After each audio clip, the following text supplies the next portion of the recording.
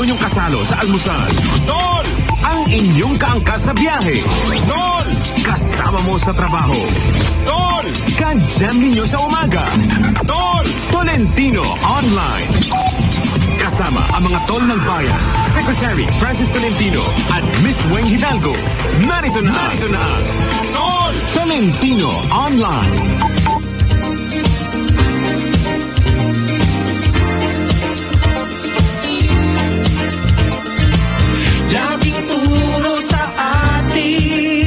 Magandang umaga mga tol! Isang pinagpalang Lunes, mga tol, Luzon, Visayas at Mindanao. Ayan, ngayon po ay January 28 na. Ako, isang linggo na lang, February na. Diba? Ang bilis ng panahon, magpupunit na tayo ng isang page sa ating kalendaryo dahil patapos na po ang Enero. At kumusta po ang inyong weekend? Ano naman ang inyong plano? Ngayong week na ito, tayo po ay ginulantang ng isang hindi magandang balita ng mga tol dyan sa Mindanao. Pero meron naman tayong good news syempre. Congratulations kay Binibining Karen Galman dahil siya itinanghal na Miss Intercontinental. Diba? Siya ang pinakabago. So yan po ang good news. Ang bad news, syempre, alam na po natin lahat, yung pagsabog dyan sa simbahan sa Hulo, Sulu. Mamaya po, alamin natin yung kabuuan ng mga detalye kasi marami pong lumalabas na mga numero kung ilan po yung patay at ilan po yung sugatan, no? So, alamin po natin yan. So, doon sa mga tol natin na nasa iba't ibang sulok ng mundo, sa North and South America, sa Europa, sa Middle East, sa buong Asia, ayan. Good morning, good afternoon, at good evening po sa inyong lahat. At syempre, tayo po ay merong special guest mamaya. Ito po ay ating suki mula sa Amerika, si Ginoong Ryan Padua. Siya po yung laging nagme-message sa atin dito na si Ryan Sally. O, diba? Dumalaw siya dito aga-aga, talagang effort ha. Maraming salamat sa iyo, Kuya Ryan. At syempre, sa kanyang may bahay naiwan daw dun sa US. So, siya lang yung umuwi dito para magbakasyon. So, ano po bang gusto ninyo? Balitaan na ba? Kayo po muna yung mag-unat-unat o mag-inat-inat. Kung hindi pa po kayo nakabangon, bumangon na, magligpit ng pinaghigaan. At syempre, huwag kalimutan magdasal at magpasalamat sa isa na namang araw o isa na namang biyaya ng buhay dahil yung mga tol natin na nasa bugan dyan sa Hulo ay binawian na ng buhay habang nagsisimba, diba? So tayo po ay magpasalamat dahil tayo po ay gumising pa ngayong araw na ito at ipagdasal po natin yung mga namatay dyan sa pagsabog at syempre yung mga sugatan, sana nga sila ay makarecover kaagad. Okay. So, simulan na natin ang balitaan. Ito, 20 katao, 20 ang patay habang 111 ang nasugatan sa dalawang magkasunod na pagsabog kahapon ng umaga sa Mount Carmel Cathedral sa Hulo, Sulu. Sa pinakahuling update, sa 20 na patay, 14 po dito o 14 ang sibilyan, 6 ang sundalo, 1 Coast Guard na nakatalaga sa cathedral. Habang sa 111 na sugatan, binubuo ito ng 90 na sibilyan, 17 sundalo at 2 Coast Guard at 2 pulis. Paliwanag ni ARMM Police Director Chief Superintendent Graciado Mijares, ito ang opisyal na bilang as of 2 p.m. Ang pagkakaiba umanong bilang ay dahil nagkaroon ng double counting matapos ang pagsabog. Ayon naman kay PNP Chief Director General Oscar Albayalde, dakong alas 8:30 ng umaga nang maganap ang unang pagsabog sa Hulo Cathedral at kasunod nito ay sa labas ng simbahan. Ang nasabing pagsabog umano ay nangyari habang nagaganap ang isang misa. Sa ngayon, hindi pa masabi ni Albayalde kung may kinalaman sa katatapos lamang na Bangsamoro Organic Law Plebiscite at pagratipika sa nasabing batas ang pagpapasabog. Karamihan sa naging casualties ay mula sa tropa ng pamahalaan. Mabilis namang isinailalim sa heightened alert ni Philippine Army Major General Cirilito Sobejana ang kanyang mga tauhan at pinaigting ang intelligence effort para maiwasan na masundan pa ang nasabing insidente. Samantala, ayon naman kay AFP spokesperson spokesperson Brigadier General Edgar Arevalo, 5 sundalo at 40 na miyembro ng Philippine Army at 1 miyembro ng Philippine Coast Guard ang nasugatan sa pagsabog. Paliwanag ni Arevalo, sila ang tropa na sana ay pupunta sa simbahan para tulungan ang mga inataking sibilyan, subalit nasugatan din matapos masabugan at hinihinalang improvised explosive device o IED na inilagay sa motorsiklo sa parking area ng simbahan. Sa ulat na nakarating sa AFP, unang inatake ng mga armadong lalaki ang mga sibilyan sa simbahan. Kaya re-responde siya ng mga sundalo, subalit maging sila ay naging biktima ng pagsabog dahil sa labas ay nasundan nga ito. Patuloy ang pakikipag-ugnayan ng AFP sa PNP para matukoy ang pagkakakilanlan ng mga sospek sa nasabing insidente at ano ang motibo sa kanilang pagpapasabog. Ang pagsabog ay nangyari ilang araw matapos ang ratification ng BOL kung saan nanalo ang no vote sa Sulu at sa gitna ng pinaiiral na martial law. Ayan. Actually, yung sa mga nabasa ko at narinig ko mula pa kahapon hanggang kanina, ang sinasabi dito, yung mga sundalo, may talagang nagbabantay doon sa labas ng simbahan. So, pagsabog sa loob, magre-responde sila. Siyempre, nagkaroon na ng stampede, nagkagulo yung mga tao palabas. So, habang nagkakagulo yung mga tao, nagtatakbuhan, sumabog na rin daw yung bomba doon sa labas. Kaya, mas marami daw yung namatay, yung nandoon na sa labas. Mas marami nang nasugatan. Siyempre, andyan yung nagkakatulakan, nagunahan sa pagtakbo, sa paglabas, ganyan. Tapos may mga papasok na mga sundalo, bigla din pinasabugan. Diba? So, ito po ay kahindik-hindik at kakunde-kunde na. Dahil, ay para sa mga Katoliko, diba? Sila po ay nasa gitna ng pagmimisa o pagdadasal, biglang pasasabugan. O, sino po bang hindi matutuwa? Sino bang matutuwa dyan? Diba? O, so samantala ito naman, tiniyak ng Malacanang na dudurugin nila ang mga godless criminals na sinasabing utak sa karumal-dumal na pambobomba sa Hulo kahapon. Ito nga sinasabing 20 ang namatay. At ayon sa Malacanang, hindi pa matukoy kung anong grupo ang responsable sa dalawang pagsabog sa nasabing simbahan. Gayunman, nagsasagawa na ng investigasyon hinggil dito. Nagpahatid naman ang pakikiramay ang Malacanang sa mga pamilya ng biktima. Sabi ng AFP, sabi ng Malacanang, the AFP will rise to the challenge and crush these godless criminals. We will pursue to the ends of the earth the ruthless perpetrators behind this dastardly crime until every killer is brought to justice and put behind bars. Yan po ang sinabi ni Presidential Spokesperson Secretary Salvador Panelo. Sinabi niya rin na ito daw ay isang act of terrorism na isang hamon sa gobyerno sa pagbibigay seguridad sa bansa. Naganap ang pagsabog ilang araw lamang na matapos na maaprubahan ng BOL. Paliwanag ng mga otoridad, masyado pang maaga upang i-konekta ang pagsabog dito sa peace talk sa More Islamic Liberation Front. Kilala ang Sulu na bahagi ng Autonomous Region in Muslim Mindanao na kuta ng Abu Sayyaf, ang grupo na sinasabing konektado sa Al-Qaeda. Tutol ang Sulu sa pagbuo ng Bangsamoro Region. Dagdag pa ni National Security Advisor Jun Esperon, hindi nila papayagan na mamayani ang karahasan at mangibabaw pa rin ang kagustuhan ng marami na makamit ang kapayapaan.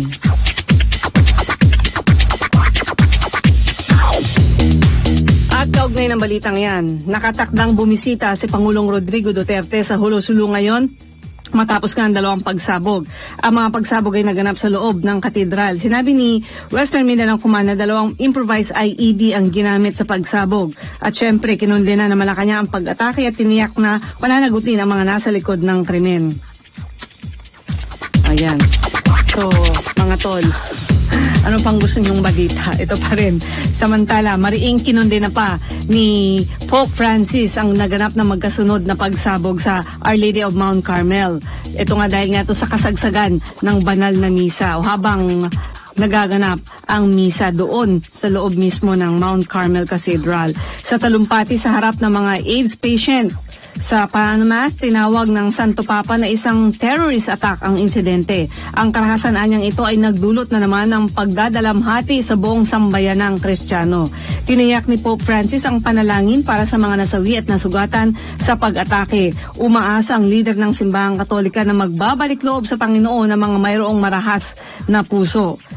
Sabi niya, I reiterate my firm condemnation of this act of violence that causes more mourning in the Christian community. I pray for the dead and the injured. May the Lord, Prince of Peace, convert the hearts of the violent ones. Yan ang sabi ni Pope Francis. So, yun po, nagdadalamhati po ang buong simbahang Katoliko sa nangyaring ito. Samantala, mula sa bad news, mag-good news naman po tayo nang tayo makahinga. Kinoronahan ang pambato ng Pilipinas na si Karen Gallman bilang Miss Intercontinental 2018. Sa coronation night na idinaaw sa Mall of Asia Arena kagabi, tinalo ni Gallman ang mahigit 80 kandidato mula sa iba't ibang bansa. Sa Q&A, natanong kay Gallman na how do you define success? Ang kanyang naging tugon, ito. For me, success is not just about winning in life. It is setting goals, small goals, and achieving your dreams and working hard and always looking up to God and being thankful for everything. For me, that is success. Oh, kaya naging successful siya. Sa pagkapanalo ni Gallman, siya ang kauna-unahang Pinay beauty queen na nakakuha ng titulo bilang Miss Intercontinental. First runner-up naman si Adriana Moya Alvarado ng Costa Rica at second runner-up si Laura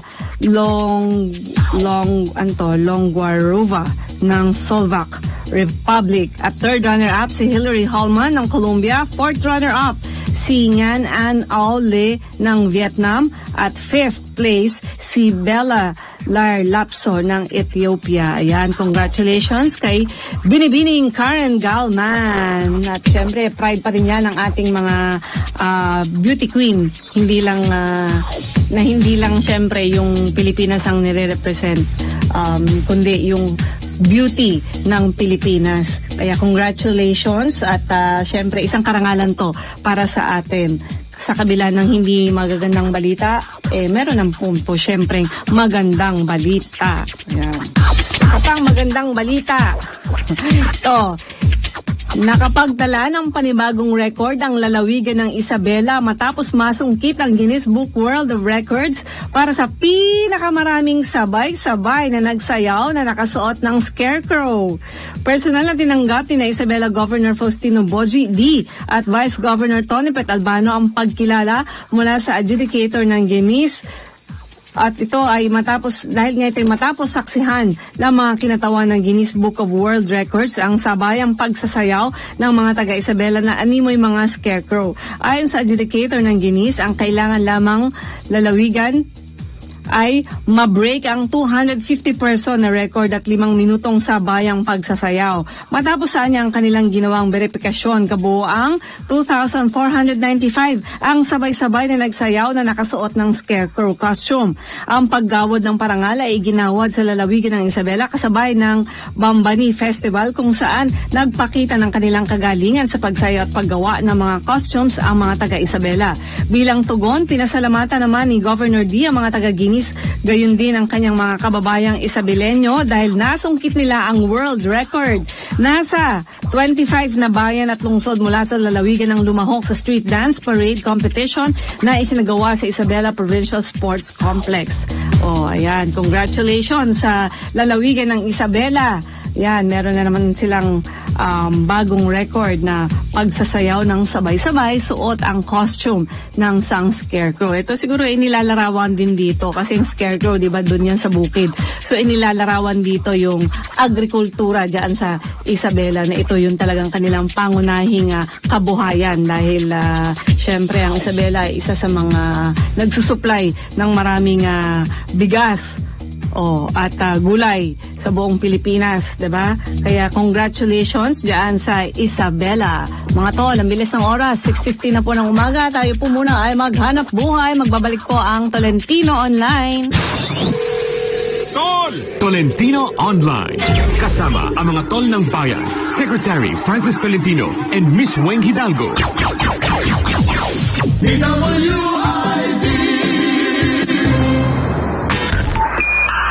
Muli nating balikan ang Tolentino Online. Kasama ang mga tol ng bayan, Secretary Francis Tolentino at Miss Weng Hidalgo. Welcome back mga mga tol, nga pala, no, baka hinahanap nyo nga pala si Tol Francis. Syempre siya po ay meron pong lakad ngayon. Pero mamaya-maya lang ay makakausap natin siya. Ayan. Alam niyo naman po, busy-busy ang ating Tol ng bayan. Kaya makakasama natin siya mamaya sa pamamagitan ng linya ng telepono. At kabilin-bilinan niya, paupuin daw dito mamaya si si ating na numero 1 suki sa Amerika, si Ryan. Hindi lang sa labas, mamaya upo siya dito. Patuloy ang ating balitaan. Niyanig ng halos magkasunod na lindol ang Surigao del Norte kaninang madaling araw. Ayon sa PHIVOLCS, alas 4:13 nang naitala ang magnitude 3.1 na lindol sa layong 64 kilometro hilagang silangan ng bayan ng General Luna. May lalim itong 1 kilometro. At alas 4:50 naman nang yanigin ng magnitude 3 na lindol ang kaparehong lugar at may lalim pa rin na 1 kilometro. Tectonic ang dahilan ng mga pagyanig. Hindi naman inaasahan ang pinsala sa mga ari-arian at aftershocks o mga kasunod pang pagyanig. Di ba parang last week ganun din, naglindol din doon sa sa Surigao. Lagi yatang yung natamaan ng lindol ang lugar na yan. Sana wag nang lumakas. Ito naman, aaprubahan ngayong araw sa third at final reading ang House Bill 8858 na nagpapababa sa minimum age of social responsibility sa 12. 12 taong gulang mula sa 15 anyos. Sinabi ni House Majority Leader at Capiz Representative Fred Neil Castro, chairman ng Committee on Rules, na sa ilalim ng inaprobahang panukala mula sa 9 na taong gulang ay magiging 12 na po ito para sa minimum age of determining liability mula sa dating 15.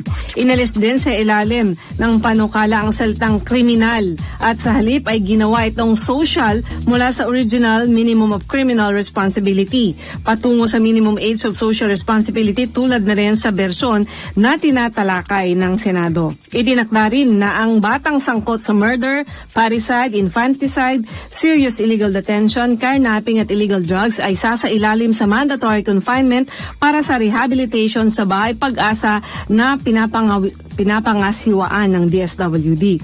Ang mga magulang naman na sangkot dito ay ikukulong ng minimum na 1 buwan hanggang 6 na buwan kapag hindi sumailalim sa intervention program na pinapangasiwaan din ng LGU tulad ng parenting seminars at counseling.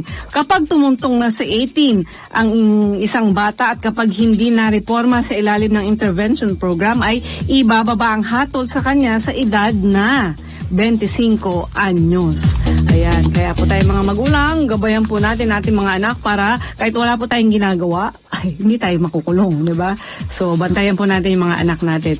Pero lang po akong joke, pang paano lang po ito. Pang good vibes. Ang inyong news operations dito, si Jun Del Rosario, nung siya ay aming desk editor doon sa ABS-CBN, kami mga reporter, dinanong niya kami. Nire-review niya kami tungkol doon sa mga kaso, sa mga ranggo ng mga pulis, dahil nga tayo ay nagko-cover ng police beat. Sabi niya, ano ang tawag doon sa tinangkang patayin o pinatay pero hindi sinasadya? Homicide. Yung talagang sinadyang patayin, pinagplanuhan patayin, murder. Isa lang yon. Kapag marami, massacre. So ano man ang tawag doon sa pamilya, kapag ang pinatay mo ay kapamilya mo, o yung member of your family, sabi niya, ang tatay, napatay niya yung asawa niya o yung anak niya, o yung anak, napatay yung tatay, anong tawag doon ay parricide. So sabi niya sa akin, sabi ko, paano kapag kababae ang nakapatay, o yung asawa ang nakapatay? O may ganun ba? Sabi niya ganun. Oo, di marricide. Joke lang. Papagalan po ng umaga, tawa-tawa lang. Parricide at marricide. Samantala, hindi umano makatarungan ng pagbaba ng edad ng criminal responsibility maging 9 o 12 na 9 o 12 years old man ito. Yan, na matapos sa Kongreso ay patuloy na tinatalakay ang nasabing batas sa Senado. Ayon kay Leon Flores III, Vice President for Policy and Research ng Aksyon Demokratiko, reforma at hindi parusa ang kailangan ng ating mga kabataan. Hindi anya maitatama ng batas ng pagbabalang edad para makulong ang musmus na kaisipan ng mga kabataan kapag sila'y nagkamali. Nararapat dalhin sila sa isang lugar kung saan sila ay matuturuan, mapagbabago ang kaisipan at mamumulat sa tama at hindi dapat sa piitan. Sabi pa ni Flores na dati ring chairperson ng National Youth Commission. Sa math oath taking ng partido, nagsama-sama ang mga kandidatong naniniwala sa mga prinsipyong ipinaglalaban ng aksyon at ito ay ang maayos na pamamahala at pantay na karapatan para sa lahat. Kabilang dito sina dating Solicitor General Florin Pilo Hilbay na kandidato sa pagkasenador ng partido, Konsehala Mariel del Rosario sa pagkakongresista sa Navotas, Vico Soto na tumatakbong alkalde ng Pasig, dating Pasig Congressman Roman Romulo na muling tumatakbo sa Kongreso at halos 50 kandidatong lokal mula sa Luzon, Visayas at Mindanao. Ito naman sa ibang balita, kinastigo ng isang grupo ang Department of Agriculture dahil sa patuloy nitong pagpayag sa nagaganap na over-importation ng karneng baboy, manok at gulay sa bansa na ang bilang ay lampas na sa itinakda ng World Trade Organization. Ayon kay Abono Party List at Samahang Industriya ng Agrikultura Chairperson Rosendo So, sinusuportahan nila ang panawagan ni Senatorial Bet at Ilocos Norte Governor Amy Marcos na ipatigil ang nasabing sobrang taas ng bilang ng importasyon sa bansa. Sinabi ni So na kung magpapatuloy ang ganitong gawain sa gobyerno ay maaring pilayin nito ang negosyo ng mga backyard racers, ng mga magsasaka at negosyante sa bansa. Dahil dito tahasang nagbigay ng suporta ang nasabing grupo kay Marcos upang mapahinto ang nasabing over-importation ng mga karneng baboy, manok at gulay. Ay sa WTO, naging 54.21 milyon ang kilo ng baboy at 23.49 milyon ang kilo ng manok ang pinayagan na makapasok sa bansa. Ang daming manok nito ha. Ngunit lumalabas noong 2018 ang kabuang importasyon ng baboy ay umabot ng 387.89 milyon kilo o halos 700% ang pagtaas nito. Una nang nanawagan si Marcos na hindi dapat nagkakaroon ng over-importation sa bansa dahil wala naman nagaganap na gutom dito. Bagkos nagkaroon pa anya ng oversupply na ikinalulugi ng mga negosyante. Nanawagan si Marcos sa Bureau of Customs na mas paigtingin nito ang kampanya laban sa large-scale smuggling sa mga agriculture products dahil ito ay itinuturing na economic sabotage. Kinilala naman ni Senator Panfilo Lacson ang pagsisikap ni Senator Bam Aquino para maipasa at maging batas ang libreng kolehiyo sa bansa dahil marami ang makikinabang dito lalo na ang mga mahihirap. Ayon kay Lacson, bago pa man ang kini ng iba ang papuri, sinabi ni Ping na si Senator Bam ang author at principal sponsor ng Universal Access to Quality Tertiary Education Act. Nagpahayag din ng buong suporta si Senator Ping sa hangarin ni Senator Bam na makakuha ng ikalawang termino sa Senado. Kung si Senator Ping ang masusunod, gusto niyang makabalik sa panibagong termino sa Senado si Bam dahil masipag at seryosong magtrabaho kapag nagsusulong ng mga panukala para sa mga mamamayan.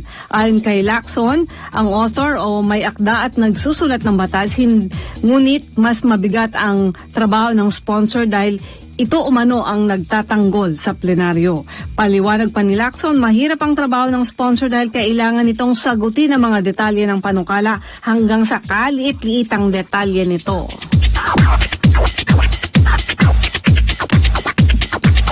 Pinatalsik bilang alkalde ng bayan ng Daraga sa Albay si Mayor Carlwin Baldo matapos isilbi ng Department of Interior and Local Government ang memorandum para sa succession to the office of mayor kay Vice Mayor Victor Perete bilang acting mayor. Tinanggap ni Perete ang memorandum mula kay DILG Region 5 Regional Director Attorney Anthony Nuida na nag-aatas sa kanya para maging acting mayor ng Daraga habang si Konsehal Jerry Rafael Huasyan naman ang pinaupong pansamantalang vice-alkalde ng bayan.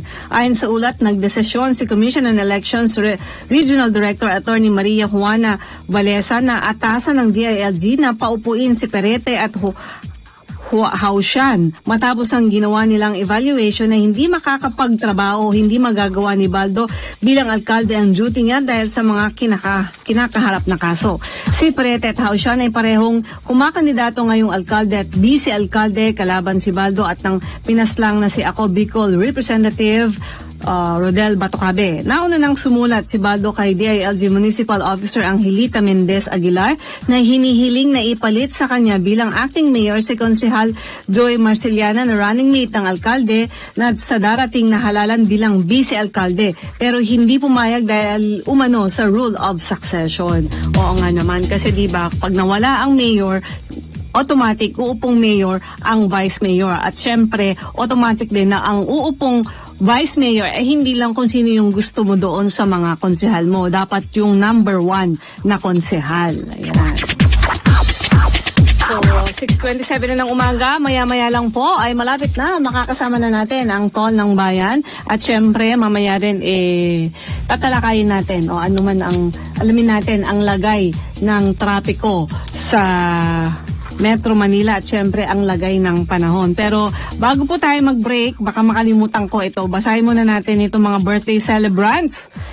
Si Jennifer Abawag ng Barangay Lubong sa Nacinto, Pangasinan, si Barangay Chairman Christopher de la Cruz ng Barangay Tumana, Santa Maria, Bulacan, si Barangay Secretary Carmelita de Guzman ng Barangay San Juan, Laur, Nueva Ecija, si Barangay Kagawad Robin Robles, ng Barangay Imelda Poblacion, Jaén, Nueva Ecija, si Barangay Chairman Virgilio Nasayaw ng Barangay San Isidro, Calawan, Laguna, at si SK Official Sid Anas, Barangay Magdalo, Fami, Laguna, si Barangay Chairman Guillermo Holgado ng Barangay Malinis, Lemery, Batangas, at si Barangay Chairman Steven Yap ng 282 Zone 26, District 3 sa Manila, at si Barangay Kagawad Tirso Villaruel sa Zone 38, Barangay 382 ng District 3 sa Manila, at si Barangay Ramon Castro ng Barangay 500 Zone 49 District 2 sa Manila. Ayan, happy birthday po sa inyong lahat at sa mga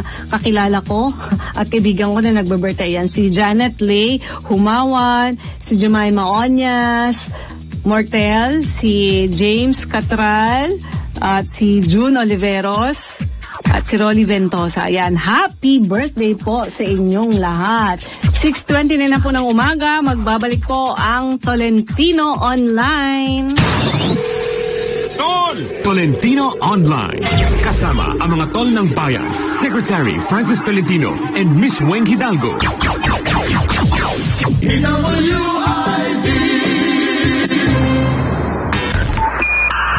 Muli nating balikan ang Tolentino Online. Kasama ang mga tol ng bayan, Secretary Francis Tolentino at Miss Weng Hidalgo. Welcome back mga tol. At syempre, gaya ng pangako ko, makakasama natin si Tol Francis na nandyan na po sa linya ng telepono. Magandang umaga sa iyo, Tol. Ay, magandang umaga, Tol. Pasensya na, masama ang pakiramdam ko ngayon. Kahapon pa sa Isabela o kahapon, tapos Tuguegarao. Bigat ng parang tatarangkasuhin na. So, good morning sa mga Tol. Balita ko, dumating yung ating Ryan, na follower, si Mr. Ryan Sally. Oo, nandito siya ngayon. Nandito, good morning, taga Los Angeles.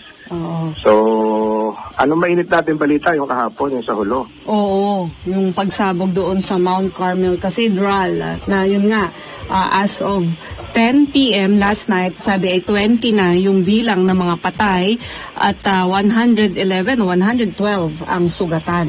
Yan. Oo, yung mga sunimba, alam mo yung Mount Carmel, minsan nakausap ko yung mga madre dyan, nakasabay ko sa airport.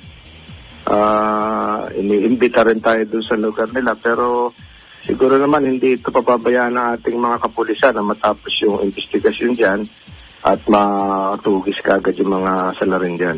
Sinasabi dito, isa siyempre doon sa mga suspect daw ay yung Abu Sayyaf. Yan. Maraming hindi naman magtatagal yan at malalaman din yan. Kaya lang nakakalungkot kasi Enero pa lang, tsaka katatapos lang nung POL plebiscito, nangyari yan. Pero yan, nagpapatunay na talagang kailangan pa yung martial law sa Mindanao. Correct. Marami nag-o-oppose nun Talagang kailangan. Yan ang isang pruweba. So, marami tayong issue ngayong araw na ito, Tol. Yung lowering of criminal responsibility, yung itat, siguro, tuloy-tuloy yan. Paggulong sa Senado, tingnan natin kung anong kalalabasan yan. Na may final reading na mamaya. So kasi malapit na mag-adjourn ng ng Kongreso. Kaya nga Pero di ba kailangan din nilang madaliin yung sinasabing yung approval nung 2019 budget?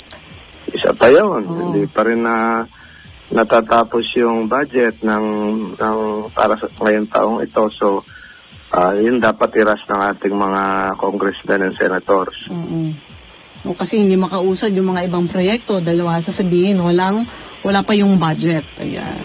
Yun na nga, pati yun. So isa sa mga pending sa Senado at Kongreso na dapat talagang bilisan nila. Ibig sabihin sa lalong madaling panahon. Pero nakakalugod yung pang-50 tayo sa pinaka maayos na bansa sa buong mundo, yung balita kahapon. Tol, natalakay niyo ba yon? Ay, hindi pa. Medyo nagalak doon ng palasyo dahil sa dami-dami nga ng bansa. Mataas na yun, number 50 sa pinakamaayos na bansa sa buong mundo. So magandang balita yun. So ito pang balita dito naman sa Metro Manila, yun nga yung pag-rehabilitate sa Manila Bay, sinimulan na at may ilang restaurants daw yung ipinasara dahil isa sila doon sa mga salarin na nagtatapo ng dumi doon sa Manila Bay. Oo, marami talagang ganyan. Dinaanan ko yan nung ako yung MMDA chairman at noong hindi lang yan sa Manila Bay, hanggang na yan, hanggang may papunta, eskolta na yan. Barado na yan kasi lalabas yung Cebu sa eskolta, papunta ng Pasig River, yung daloy ng Pasig River, at hanggang Ross Boulevard na rin yan, hanggang Manila Bay na rin yan. So kasama na lahat yan sa dapat sa clean up ng Manila Bay kasi mahalawak yung Manila Bay So, dinaanan na natin yan, Tolweg. Pero ngayon, nakikita ko ay talagang desidido rin ng National Administration na gawin yung nararapat. Oo, kasi nga naman, hindi lang naman yung mga resorts ang dapat pagtuunan ng pansin. Saka napatunayan na sa Boracay. Sa Boracay, na napakalaking isla at talaga namang dinadayo, ito pa kayang Manila Bay. Mas mahirap sa Manila Bay. Mas mahirap yan. Hindi basta-basta yan. Kasi yung discharge mula sa... Pag sinabi mong Manila Bay, kasi nag-MMDA chairman ako, yung Tripa de Galina, na akala mo bubuga lang sa Manila Bay, ito yung malapit sa may MOA. Hindi po, yun po ay galing ng Pasay, galing ng Magallanes Village, galing ng EDSA. Ganon kalayo. So yung pag-plus mo sa EDSA, diretso ng Tripa de Galina, diretso ng Manila Bay. Yan. Kahapon may kick-off ceremony, no? Ganon kalayo yan, Oo. Tapos sabi dito, ito may mga establishments daw na inisyuhan na ng notice of violation. Ang nag-issue yung LLDA, yung Laguna Lake Development Authority. Tapos, yun ang sinasabi ko, Tolweg. Nakatingin sila doon sa malapit lang sa Ross Boulevard. Pero yung ang sinasabi ko, ibig sabihin, even itong mga establishments na nasa EDSA, abot sa Manila Bay. Kasi nga yung Tripa de Galina. Creek yun estero yun, dire-diretso yun, parallel yun sa Buendia, dire-diretso yun hanggang Taft Avenue, dire-diretso yun hanggang Manila Bay. So ngayon, nakatingin lang ang tao, nakatingin sila doon lang sa mga establishments na nasa Ross Boulevard. Mali po, hanggang hanggang Makati yan, abot yan. Pero initially dito, may inisyuhan na ng cease and desist order ang DNR. Ito yung Aristocrat Restaurant sa Malate. Lagi ako nandyan. Kasi yun nga malapit Ilang hakbang lang. Kaya ako yung abogado ng Aristocrat. Sabihin ko, ba't ayaw nyo tingnan yung mga galing Makati, galing Pasay. Pareho din yung discharge noon. Kasama din yung Gloria Maris at Esplanade. So, di ba dapat kasi lahat ng establishment? Kasi yung nakita nila, yun lang katabi. Yun yung pinakamalapit. So, initially... yung walking distance. Siyempre, sino ba na mag-aakala na pati pala yung ilang nasa Buendia abot din doon. Di ba? Oo. So lahat yan, contributory, incremental, sama-sama yan, incremental, sama-sama yan. Pagtakbo ng tubig sa Tripatigalina, pagbuga mo sa Buendia, yun na yun, hanggang Manila Bay na yun. Sama-sama na yun at ang dami nun. So dapat siguro ang suggestion ko sa DNR, tingnan na lahat, hindi isa-isa lang. Ito lang naman daw, yung una pa lang. So, kasi malapit. Oo, saan pa yung iba na ano. Kasi dapat, di ba, yung mga nagpapatayo ng establishment, meron dapat automatic na wastewater treatment facilities para nagre-recycle lang ng tubig. Kaya nakita lang nila yung tributary between Bangko Sentral and Hospital ng Maynila. May maliit doon na creek. But there are 273 creeks in Metro Manila, all contributing to the pollution of Manila Bay. Yan. So, dapat pangalanan yan para tignan natin kung dapat lang pilitin yung mga hindi marunong mangalaga. At siguro, pag pinangalanan niya, wala matitira sa Metro Manila. Yun Totoo lang. Totoo yun, wala matitira, magsasara lahat. Oo. Magsasara lahat, pati palengke. Kasi yung palengke, alam mo, yung karanasan ko naman doon sa pagbaha-baha doon sa may Balintawak noong araw, yung pagbabalat lang manok, kasi may mga manok na hindi dinideliver as dressed chicken, tatanggalin yung balahibo. Ang tapon ng mga balahibo, doon na sa tabing creek, sa tabing ilog, diretso na rin sa pollution. Hindi nakikita yun, nakatago yun eh. So maraming gagawin ng DNR at pag-ayusin nila. Pag-usayan nila, napakagandang proyekto yan pag napalinis natin ang Manila Bay. Yan. Samantala, ito ay tinutulak ni Senator Joel Villanueva ang isang panukalang batas na magkakaloob sa mga empleyado at employer ng option na magpatupad ng flexible working arrangements, lalo na sa bilang ng working hours. Pinropose na natin yan noong 2014, ang pumayag civil service. Kasi sinasabi ko ganito, ang schools pumasok ng alas 7, ang private sector pumasok ng alas 8, alas 9 ang government. Para hindi tayo matraffic. Oo, para hindi sabay-sabay na sa kalsada. Yes, so pinropose ko, tingnan niyo mga proposals ko noong 2014. So agree ako dyan. At speaking of traffic, ayan, alamin na natin ang lagay ng langsangan. Magbabalik ako, Weng, mag-ayos-ayos lang ako ng konti. Balikan kita ng okay, sige to. Okay, ayan, sige, ito. Speaking of traffic nga dyan sa flexi hours na yan para ma-divide yung bilang ng tao sa kalsada, no? Alamin naman natin yung lagay ng lansangan dahil wala pa nga yung flexi hours na yan. Mula kay Charlie Nosares ng MMDA. Good morning, Charlie. Kumusta na ang ating mga kalye? Yes, good morning din sa iyo sa Mang Weng. Ganon din siyempre sa ating kagalang-galang na Secretary Tolentino at siyempre sa mga tagapakinig ng DWIC. At sa mga oras na ito, nain muna nating baybay nitong southbound ang EDSA na kung saan mabagal na po ang daloy ng traffic simula dyan sa may 11th Jamboree Packet ng Timog Flyover hanggang makarating na yan dito naman sa may Guadalupe Cloverleaf pababa ng JP Rizal. At dyan naman po sa may bahagi ng Evangelista, may katamtaman na rin ang daloy ng traffic patungo ng Cabrera. Ang southbound din naman, northbound ng EDSA, nagkakaranas rin po tayo ng bahagyang pagbagal dyan po sa may FV Harrison hanggang Taft Avenue at masusundan yan pagsapit dito sa Malibay, bahagyang babagal na rin ang daloy ng traffic paakyat ng Magallanes sa flyover hanggang sa may loading bay ng Dasmariñas sa Village. At muli po tayo makakaranas ng pagbagal dito sa may Corinthian papunta ng White Plains hanggang makarating na yan sa may Service Road at U-turn slot sa ilalim ng Santolan Flyover. Samantala dyan naman sa may C5 at Katipunan, ang southbound bay ng Katipunan, mabagal na rin ang daloy ng traffic simula dyan sa may Ayala Heights hanggang Gate 3 ng Ateneo. At muli tayo makakaranas ng pagbagal pagdating na dito sa may pagbaba ng Levis Flyover hanggang sa may Green Meadows. Pagsapit naman ng Ortigas Flyover, mabagal na rin ang daloy ng traffic all the way to Market papasok ng Global City. Northbound lane ng C5, unti-unti na rin pong bumabagal ang daloy ng mga sasakyan. Diyan po sa may Blue Bus hanggang McKinley intersection at halos dumudugtong na rin po yan patungo naman ng Kalayaan hanggang makarating sa may Lanusa. At muli po tayo makaranas ng light to moderate traffic pagsapit na dyan sa may Eastwood hanggang sa may approach lamang po yan ng Libis Flyover. Pagdating sa northbound lane ng Katipunan, dyan po sa may Gate 1 ng Ateneo, light to moderate traffic din po ang nararanasan ng mga motorista hanggang Miriam College. Sa may Commonwealth, ang westbound din po nito yung mga nagagaling ng Fairview. Apektado na rin po sa pagbagal ng daloy ng traffic simula dyan sa may panulukan ng Regalado Avenue hanggang Doña Carmen at muling babagal yan pagsapit ng Sandigan patungo naman ng Don Antonio. Mabagal na rin ang daloy ng traffic pagdating dyan sa may Techno Hub papunta ng Philcoa at Elliptical Road hanggang sa may panulukan ng North Avenue. Samantala, number coding po natin ngayong araw ng Lunes ay ending number 1 and 2 at ipapatupad po yan sa ganap na alas 7 ng umaga hanggang alas 8 ng gabi. At para naman sa karagdagang mga traffic advisory at emergency assistance, maaari kayong tumawag sa ating MMDA hotline 136. Yan mo nating traffic update sa oras na ito mula pa rin dito sa tanggapan ng MMDA Metro Base. Charlie Nosaris nagulat. Maraming salamat sa iyo, Charlie. Ayan. So, ito mga tol. Kala nyo yung suki namin nandito, yung numero 1. Minsan siya yung nangungunang nagme-message dito sa ating Facebook page.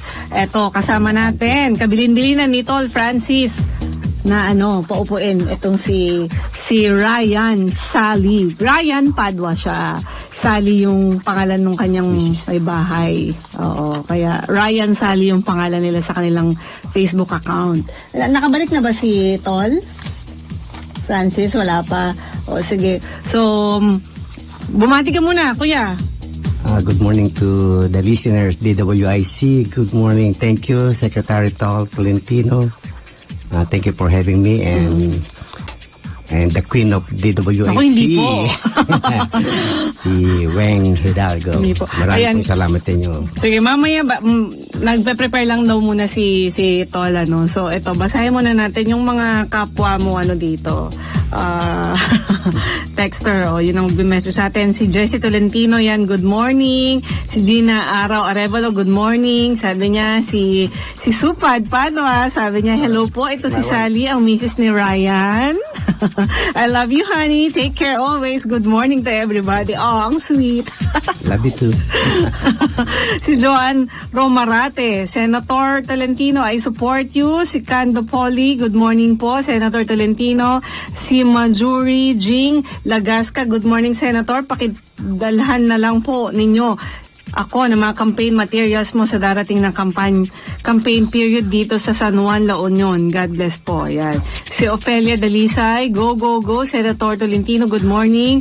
Si Robert Bolivar, good morning, Tolweng at Senator Tol Tolentino. Shout out to Elizabeth, Ruby at Mark watching here in London. Yan. Boto kayo ng pamilya ko sa Las Piñas. Asahan nyo, Tol. Ayan. Salamat po.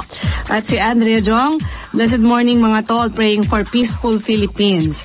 Si Reynaldo Parami, good morning, still watching from Butuan. To Sir Tolentino, gandang umaga po sa inyo, mabuhay po kayo. Ayan. At si Godofredo Castro, iboboto kita, sabi niya. At si Dieza Thor, good morning mga Tol, ask ko lang, meron po bang hotline si Tatay Digong? Meron po yung hotline 8888. So, basta meron po kayong load lang na piso, pwede po kayong tumawag using your cell phone. 4 na 8 po ang i-dial ninyo. 4 po hindi po 3 kasi minsan nakakalimutan nila. Baka akala nila 88 lang.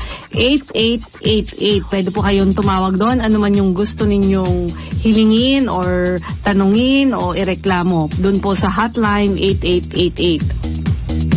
Sa landline, pwede din po yan. Diretsong 8888 lang. Si Nida Policarpio naman, I support you, Bicolanong Kabitenyong Tol Tolentino sa Senado. Si Rombos Sarmiento. Yes, sabi niya. Good morning sa'yo. At si Ruth Rolion, paano po ba humingi ng tulong kay Senator Tolentino para sa pagdialysis?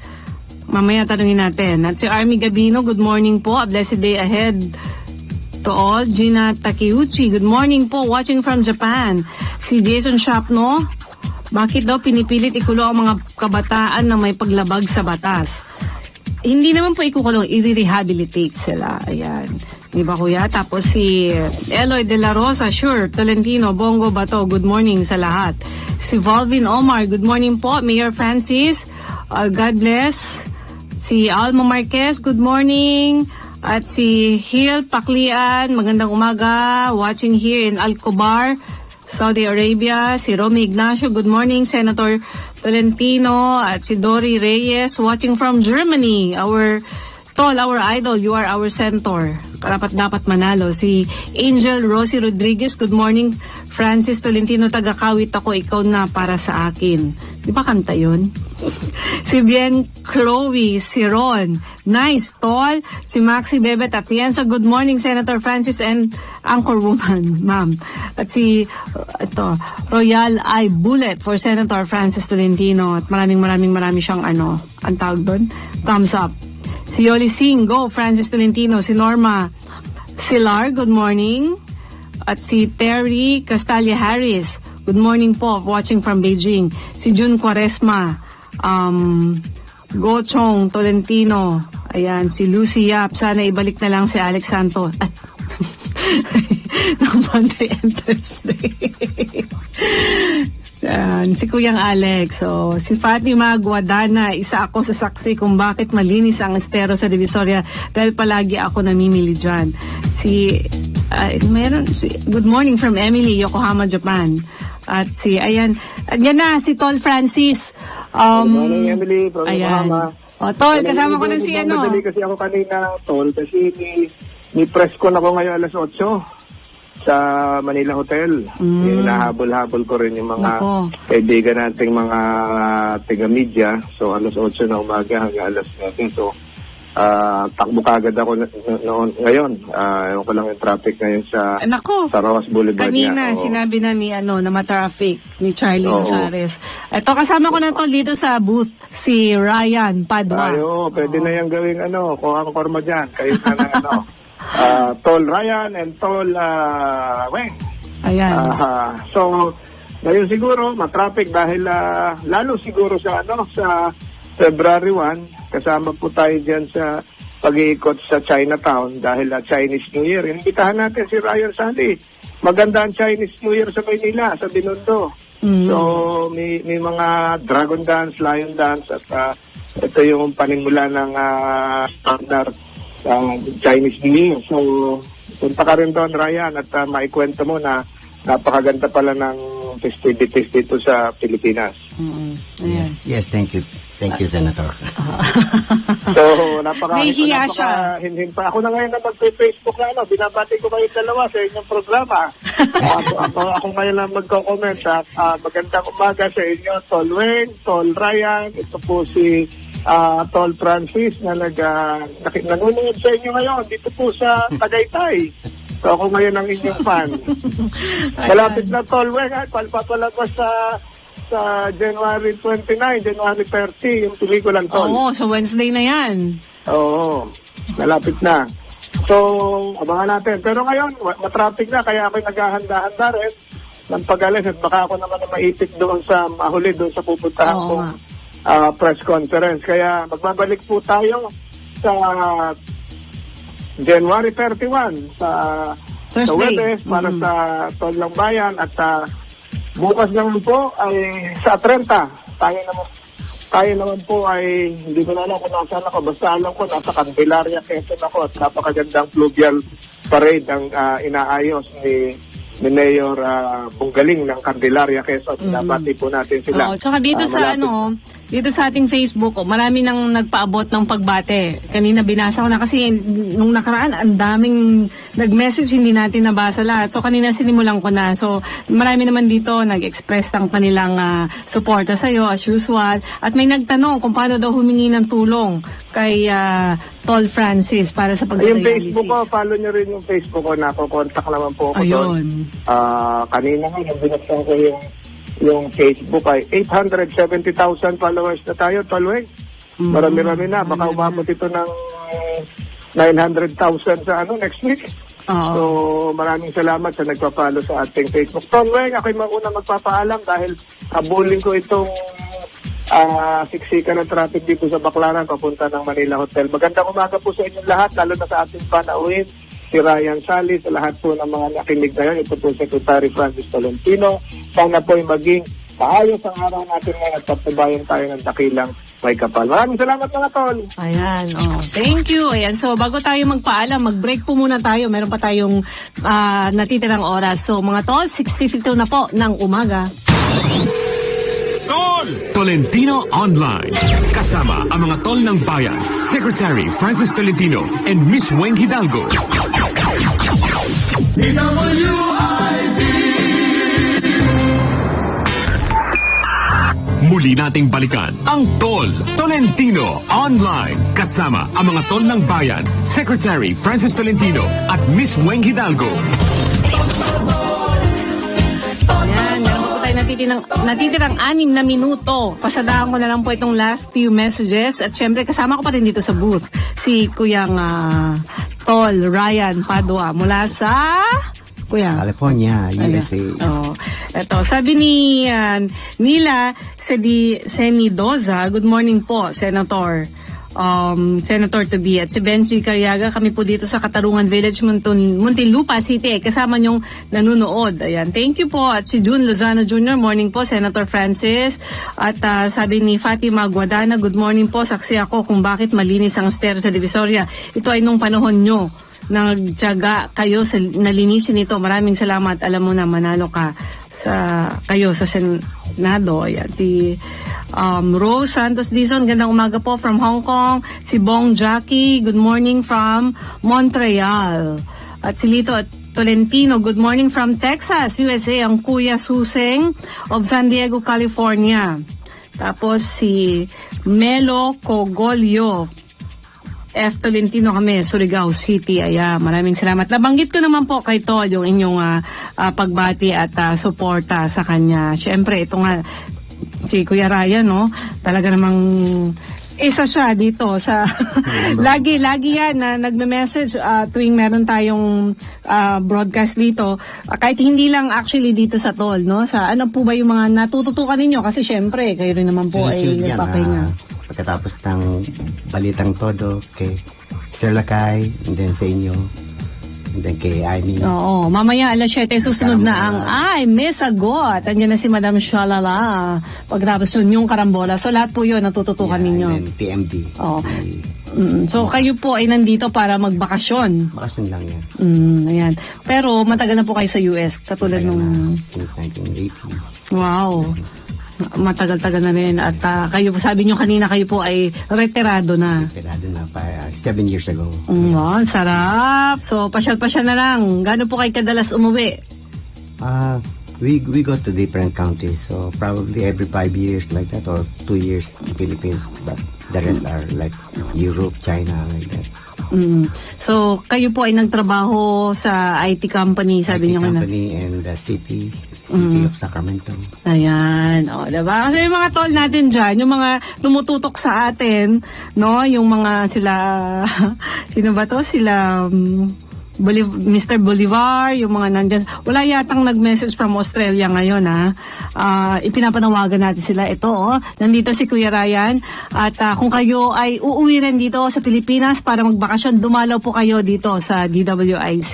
Ayan, para makita nyo din yung booth.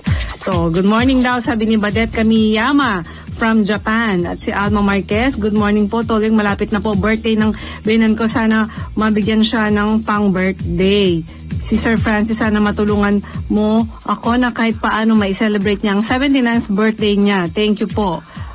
Yan, si Alma Marquez. So, sa ngayon po, ang gagawin natin ay babatiin natin siya. Ano bang pangalan niya ng biyanan mo, Alma? Happy birthday. Ayan, sa biyanan ni Alma Marquez. Ayun. So, iparating natin yan. Sabi ni Jessie Tolentino, susunod daw siyang uuwi. Oh, yes. Yun. Tapos, si ano din, wala yata ngayon si Mirna Biazon, na madalas din sa atin.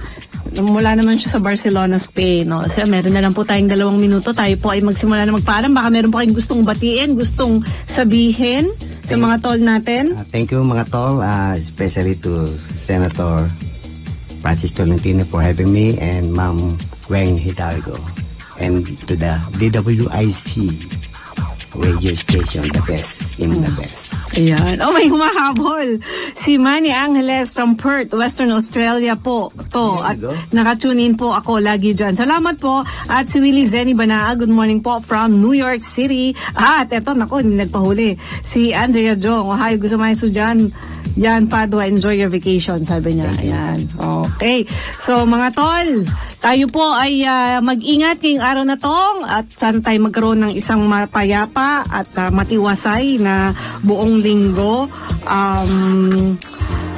ipagdasal po natin yung mga kapatid natin na nasawi at nasugatan dyan sa pagsabog sa Hulo, Sulu, at ipagdasal din natin na ma-resolve kagad at matukoy at mapanagot itong mga salarin sa pagsabog na ito.